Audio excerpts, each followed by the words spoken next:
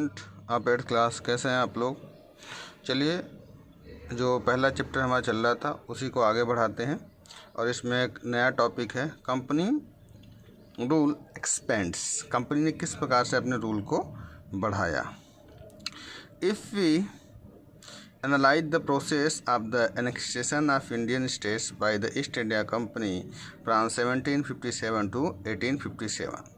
देखिए, अगर हम एनालाइज करते हैं तो ये पता चलता है कि जो ईस्ट इंडिया कंपनी है उन्होंने भारत के अंदर अपना जो राज्य है, अधिकार का जो क्षेत्र 1757 से बढ़ाना शुरू कर दिया था और 1857 तक उन्होंने बहुत तेज़ी से बढ़ाया था। The company rarely launch a direct military attack on the unknown territory. जो मिलिट्री थी वो बहुत ही रेयर केस में डायरेक्ट अटैक किया करती थी। Instead it use to the variety of the political economics. लेकिन इसके बावजूद वो क्या करती थी, वो अपने यहाँ पर एक लोकल पॉलिटिकल जो यहाँ के रूलर्स थे उनका यूज किया करती थी और अपने डिप्लोमेटिक कूटनीतिक गतिविधियों के माध्यम से ही वो इस तरह के अपने जो पावर है उसको एक्सटेंड करने का प्रयास किया करती थी। Before the enacting on the Indian kingdom, वो भारत के जितने भी किंगडम थे उनको इसी प्रकार से अपने प्रभाव में लिया करती थी। जैसा कि हम सब जानते हैं, after the battle of Buxar 1764 the company appointed residents of Indian states. देखिए, जैसा हम सब जानते हैं कि 1764 में जब बक्सर का युद्ध हुआ तो कंपनी ने क्या किया, अपने खुद के रेजिडेंस उन्होंने क्या किया, इंडियन स्टेट्स में लागू करना शुरू कर दिया, अपॉइंट करना शुरू कर दिया था। दे वर पॉलिटिकल एंड कॉमर्शियल एजेंट्स। वे इनके लिए क्या होते थे, पॉलिटिकल और कॉमर्शियल एजेंट्स के रूप में होते थे और जिनका काम क्या था, फ्यूचर में कंपनी के लिए वर्क करना, उनके रास्ते को साफ कर देना था। Through the residence of company officials began the interference on the internal affair of Indian state. बाद में क्या हुआ, धीरे धीरे ये जो इनके एजेंट्स थे उन्होंने क्या किया, भारतीय स्टेट्स के अंदर अपना इंटरफेयर हस्तक्षेप करना शुरू कर दिया था। They try to decide who is the successor at the throne. और इन लोगों ने डिसाइड करना शुरू कर दिया कि राजा की मृत्यु के बाद उसका उत्तराधिकारी कौन होगा, गद्दी पे कौन बैठेगा। इस तरह से वो एडमिनिस्ट्रेशन के पोस्ट में भी अपनी दखलंदाजी करना शुरू कर दिया था। कंपनी ने अपने सबर्नी अलायंस लागू करना शुरू कर दिए थे। According to the terms of alliance, Indian rulers was not allowed have their the independent arm. देखिए, इस व्यवस्था के अंतर्गत जो इंडियन रूलर्स थे उनका अपना खुद की कोई भी इंडिपेंडेंट सेना नहीं रख सकते, उनके पास खुद की कोई भी सेना नहीं होगी। Okay, they were protect by the company. उन सभी की रक्षा करने का जो कार्य है वो कंपनी के हाथों में होगी। बट हैड टू पे फॉर ऑल। लेकिन इसके लिए जहाँ पर भी वो उनके अलायंस रहेंगी उन सभी के लिए उनको क्या करना हो, पे करना पड़ेगा। जितनी भी सबऑर्डिनेट फोर्स वहाँ पर रहेंगी उन सभी का जितना भी खर्च होगा वो उस स्टेट के राजा को उठाना पड़ता था। That the company was support to the maintain for the purpose of the production.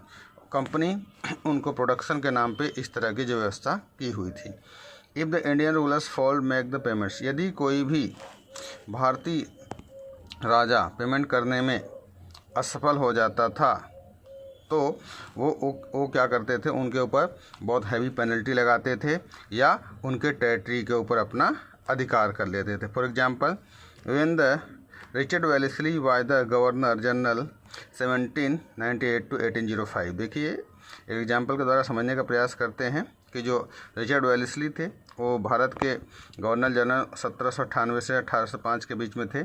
Nawab of Awadh was the force to give the over half his territory the company. उन्होंने अवध के नवाब को यह फोर्स किया कि वो अपना आधा जो टेरिटरी है वो अंग्रेज कंपनी के हवाले कर दें। ये 1801 की बात है। As followed the pay for the subordinate forces. या उन्होंने कहा कि जो भी हमारी सबऑर्डिनेट फोर्सेस है उनका जितना भी खर्च है वो आप हमें पे करें।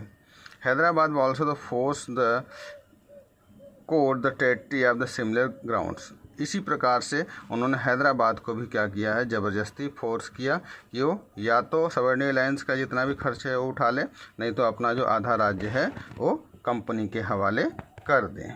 ओके बच्चों, आगे बढ़ते देखते हैं कि उन्होंने क्या ज़रूरत थी रेजिडेंस रखने की। This is the what the James Mill, the famous economist and the political philosopher। ये जेम्स मिल हैं जो एक फेमस अर्थशास्त्री के साथ साथ राजनीतिक फिलोसफर भी माने जाते हैं। ये स्कॉटलैंड से थे। उन्होंने कुछ लिखा है कंपनी के बारे में, सुन लीजिए, समझ लीजिए क्या है। We place a resident who really is the king of the country whatever the injunction the non interference with the act under.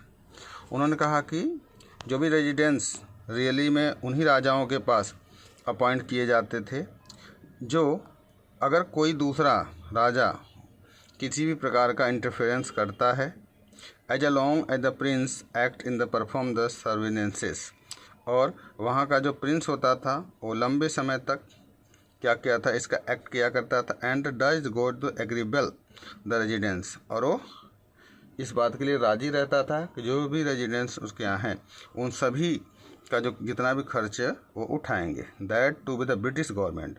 ये सब किसके माध्यम से हो रहा था, British government. Things go on the quickly, they are the manage without the residence appearance much of the administration of affairs.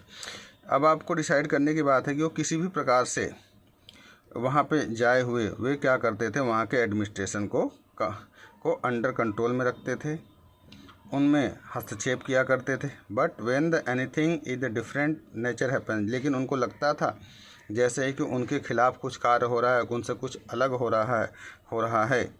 The moment the prince take a curse of the British government think wrong, और ऐसा लगता था कि British government जो है वो तुरंत मान लेती थी कि वहाँ का जो रूलर है, प्रिंस है, वो गलत कर रहा है।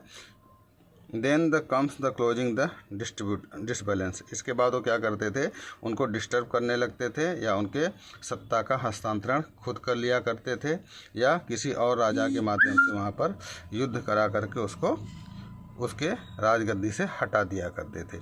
एक हमारे पास एविडेंस है जो जेम्स मिल का है, जो 1832 में ये उनके द्वारा लिखा गया एक लेटर है जिसके माध्यम से हमें पता चलता है। तो इस प्रकार से बच्चों हम लोग देखते हैं कि जितने भी यहाँ पर गवर्नर आए हैं उन सभी लोगों का मेन एम था कि यहाँ पर भारत के अंदर ज़्यादा से ज़्यादा क्षेत्र पर अपना अधिकार करना। तो चलिए आज के लिए इतना ही। कल एक नए टॉपिक जिसका नाम टीपू सुल्तान है, जिसको हम लोग बंगाल ऑफ टाइगर के नाम से जानते हैं, मैसूर का टाइगर ऑफ मैसूर के नाम से जानते हैं, इसको हम लोग कल शुरू करेंगे। Okay, bye.